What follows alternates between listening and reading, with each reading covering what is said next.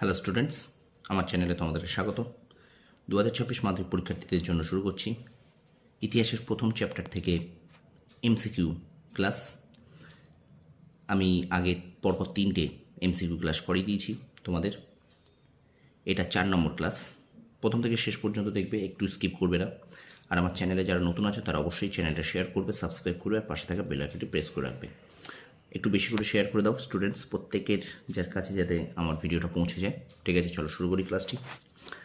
শুরু করছি 2026 মাধ্যমিক পরীক্ষার্থীদের জন্য ইতিহাসের এমসিকিউ প্রথম চ্যাপ্টার থেকে, প্রথম অধ্যায় থেকে এমসিকিউ। দেখো, প্রথম প্রশ্ন বলছে, স্বর্ণকুমারী দেবীর কন্যা ছিলেন মণিকুন্তলা সেন, আশালতা সরকার, সুফিলা কামাল না সরলা দেবী চৌধুরী? উত্তর কিন্তু সরলা দেবী চৌধুরানী।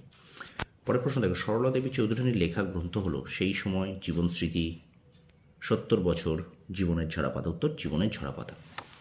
পরের প্রশ্ন দেখো, letters from a father to his ডটারে লেখার চিঠিগুলি লিখেছেন মহাত্মা গান্ধী, মতিলাল নেহেরু, জওহরলাল নেহেরু, ইন্দিরা গান্ধী? উত্তর জওহরলাল নেহেরু।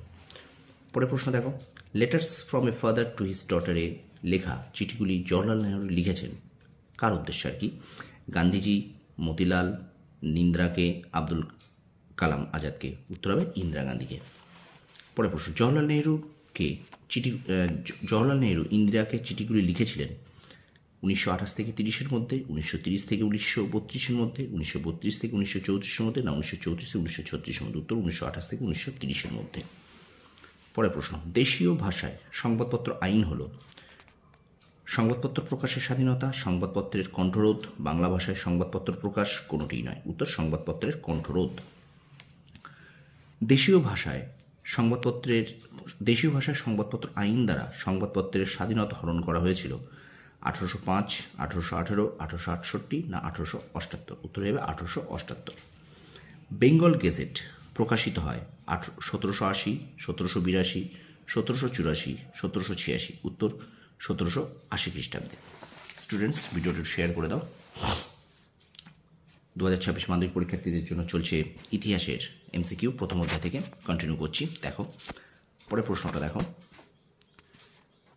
নেহেরু 1930 খ্রিস্টাব্দে কারাবন্দী অবস্থায় কন্যা ইন্দিরাকে যে চিঠিগুলি লিখেছিলেন সেগুলি যে পুস্তকে প্রকাশ করা হয় তার নাম? জীবন স্মৃতি, গ্লিমসেস অফ ওয়ার্ল্ড হিস্ট্রি, জীবনবেদ না অপশন টি আছে দিব্য জীবন? উত্তর হবে glimpses of world history.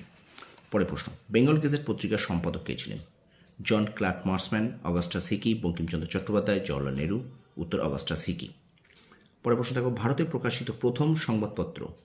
Digdarshan, Bangadarshan, Bengal gazette, Somprakash? উত্তর বেঙ্গল গেজেট। পরের প্রশ্ন দেখো, জন ক্লার্ক মার্সম্যান সম্পাদিত পত্রিকাটির নাম? দিগদর্শন, বঙ্গদর্শন, বেঙ্গল গেজেট, সোমপ্রকাশ? উত্তর দিগদর্শন। পরের প্রশ্ন বলছে, বঙ্গদর্শন প্রথম প্রকাশিত হয় 1818, 1858, 1872 না 1875 খ্রিস্টাব্দে? উত্তর 1872 খ্রিস্টাব্দে। পরের প্রশ্ন দেখো, বঙ্কিমচন্দ্রের পর বঙ্গদর্শন সম্পাদনা করেন সঞ্জীবচন্দ্র, শ্রীশচন্দ্র, তারপরে সুভাষচন্দ্র না বিপিনচন্দ্র? উত্তর হয়ে যাবে কিন্তু সঞ্জীবচন্দ্র। সোমপ্রকাশ পত্রিকার সম্পাদক ছিলেন বঙ্কিমচন্দ্র, ঈশ্বরচন্দ্র বিদ্যাসাগর, দ্বারকানাথ বিদ্যাভূষণ, দ্বারকানাথ ঠাকুর? উত্তর দ্বারকানাথ বিদ্যাভূষণ। পরে প্রশ্ন, সোমপ্রকাশ প্রথম প্রকাশিত হয় 1818, 1852, 1857, 1858? উত্তর 1858 খ্রিস্টাব্দে। সোমপ্রকাশ ছিল একটি দৈনিক পত্রিকা, সাপ্তাহিক পত্রিকা, পাক্ষিক পত্রিকা না মাসিক পত্রিকা? উত্তর কিন্তু সাপ্তাহিক পত্রিকা। তো স্টুডেন্টস, এই ছিল পার্ট 4 ইতিহাসের প্রথম অধ্যায় থেকে শর্ট প্রশ্ন এমসিকিউ আকারে। ভিডিওটা ভালো লাগলে অবশ্যই আমার চ্যানেলটা শেয়ার করো, সাবস্ক্রাইব করো, আর পাশে থেকে বেল আইকনটি প্রেস করে রেখো। একটু বেশি করে শেয়ার করে দাও, বারবার বলছি। তোমরা সফল হও, তোমাদের সাফল্য কামনা করি। ধন্যবাদ।